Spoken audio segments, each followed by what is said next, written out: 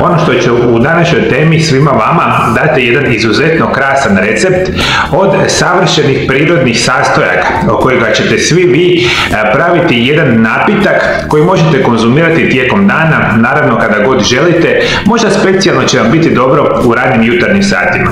Ovi pomno izabrani sastojci koji ću ja vama sada preporučiti specijalno su nam bitni za sve osobe koji imate problema sa srcem i krvnim žilama, što konkretno znači sprečavanje krvnih ugrušaka, smanjivanje visokog krvnog tlaka, prevencija bolesti srca i krvožilnog sustava. Ovi sastojci itekako mogu nam napraviti. Moji gledatelji, za ovaj izuzetno zdravi napitak ćemo koristiti nekoliko jako bitnih sastojaka. Prvo što ćete mi uzeti, molim vas, biti će jedna šaka samih borovnica.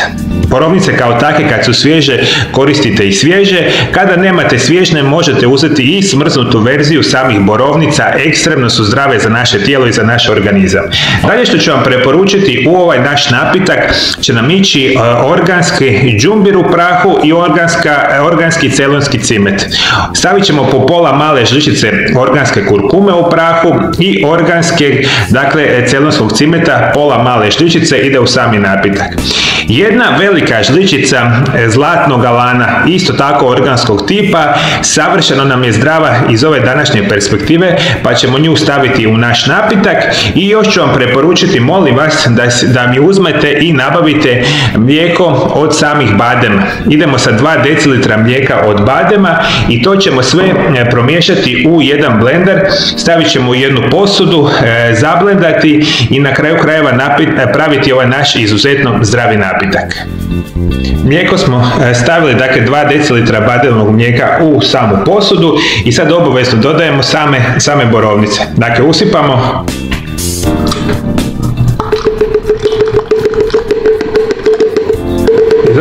Iz ove perspektive, dakle, biti će nam dovoljno jedna šaka samih borovnica. Dalje što ubacujemo u sami sastojak bit će nam organska kurkuma, organski celonski cimet i još što će nam trebati, apsolutno će nam biti, dakle, sjemenke od zlatnog alana.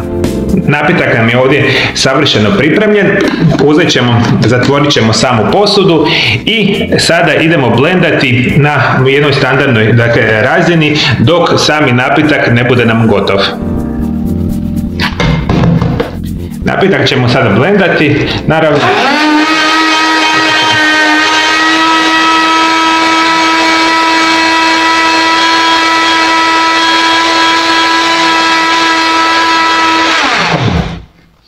Nekoliko sekundi je sasvim dovoljno da imamo ovaj naš izuzetno zdravi napitak. Naravno da ćemo ga prebaciti u jednu visoku, dakle, čašu.